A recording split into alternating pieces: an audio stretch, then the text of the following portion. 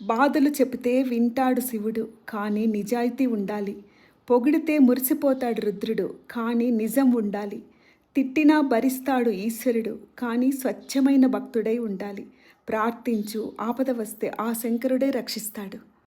భగవద్గీతలో కృష్ణుడు భగవంతుడు కావచ్చు, కానీ యుద్ధం చేసింది మాత్రం అర్జునుడు. మనం నేర్చుకోవాల్సింది ఏమిటంటే, భగవంతుడు దారి మాత్రమే చూపుతాడు, కానీ జీవితంలో పోరాడాల్సింది మనమే. ఆందోళనకి గురి కాకుండా ఉండాలంటే జరిగిపోయిన దాని గురించి కానీ జరగబోయే దాని గురించి కానీ ఆలోచించకుండా వర్తమానంలోనే ఉంటూ పనిచేయటం అలవాటు చేసుకోవాలి.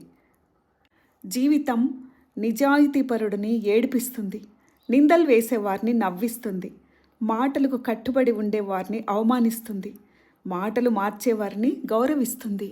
తప్పు లేకున్నా నిన్ను ఎవరైనా బాధ పెట్టినా, నీకు ప్రతీకారం తీర్చుకోవడం చేత కాకున్నా కాలం తప్పక శిక్షిస్తుంది. శివుడు లేని ఇల్లు లేదు, పరమేశ్వరుడు లేని ఊరు లేదు, త్రికాల నేత్రుడు లేని గుడి లేదు, శివుడిని పూజించని ఏ భక్తుడు లేడు. అందుకే కదా ఈ లోకమంతా శివమయం.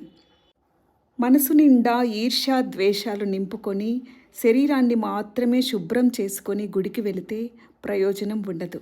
దానం చేసే గుణం లేకుంటే ఎన్ని దండాలు పెట్టినా ఏ దైవం నిన్ను కాపాడడు. అహంకారంతో మెలిగేవారి వద్ద అభిమానం వ్యక్తపరచకూడదు. చులకన చేసేవారి దగ్గర చనువుగా మెలగకూడదు. లోపాలు వెతికేవారి వద్ద వివరణలు ఇవ్వకూడదు. గుర్తుపెట్టుకోవాల్సినవి మరవకూడదు, మరవాల్సినవి గుర్తుపెట్టుకోకూడదు. అప్పుడే మనం ప్రశాంతంగా ఉంటాం. వంట్లో బద్ధకమే ఇంట్లో దారిద్ర్యంగా ప్రతిఫలిస్తుంది. సర్వే జనా సుఖినో భవంతు.